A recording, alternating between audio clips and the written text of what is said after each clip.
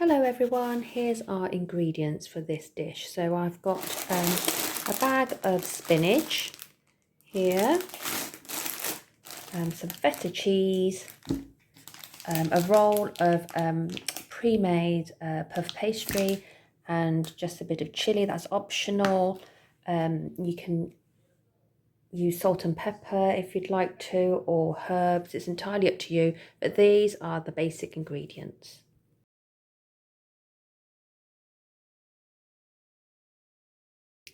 So I've put my spinach into a colander and I've just rinsed it all off so they're nice and rinsed. I've got a saucepan here with a drop of water, as you can see at the bottom of the saucepan. I'm going to pop my spinach in here and put it on to cook. Just put it on a medium, just turning it down a little bit. Put my saucepan on, and then I'm going to put a lid on there and we're just going to let it steam. And every now and again I'm just going to turn the spinach over.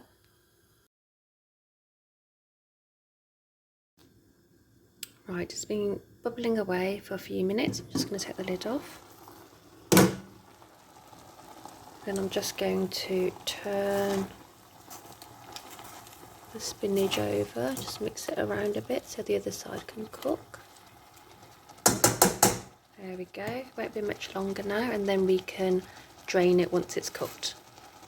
Just poured the mixture into the colander to let it drain. And then once it's cooled down, we're going to squeeze the spinach. We could either use a spoon and press it along the side, or we can just squeeze it with our hands to get most of the moisture out of the spinach. If you don't want to wait for it to cool, I'm just running it under some cold water to cool it down quicker. And then I'm going to just squeeze the spinach. So just squeeze all the juice out, all the water, that's what we want to do to get it as dry as possible. And then I might actually put it in some kitchen roll and give it another squeeze again.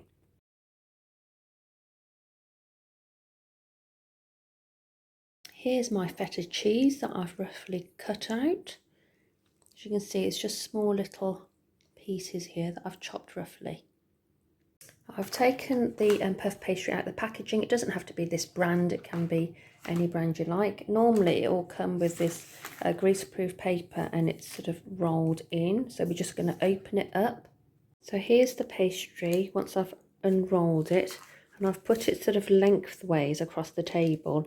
And then you can just use the ingredients I have, or you can put a bit of pesto in. You can change this recipe by putting pesto, ham, chicken, whatever you would like in it really. But I'm just going to do spinach and feta with a bit of chilli. So I'm just going to line the spinach onto the pastry.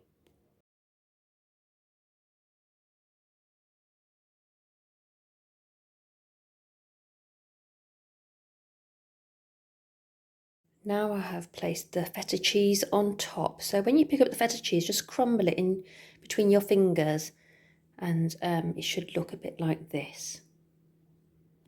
So now that I've got all my ingredients on, I'm going to start to roll. So using the paper to help me, I'm going to sort of fold it over and begin to roll it and just take this away.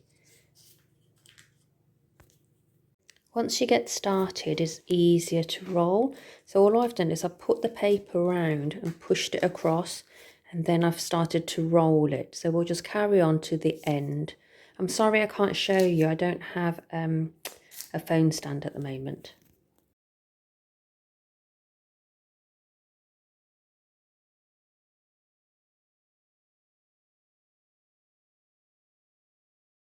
Now I've sliced all the pieces. I've put them on my baking tray. I've just used the same greaseproof paper that the pastry came in. So I've just stood them up the other way round. Now it does get a little bit messy when you're slicing the rolls, but don't worry about it. If ingredients fall out, just push them back in. I've just used a normal knife to cut through. And now you can either egg wash it, or you can just put a little bit of milk as a wash instead. And we're going to put those in the oven.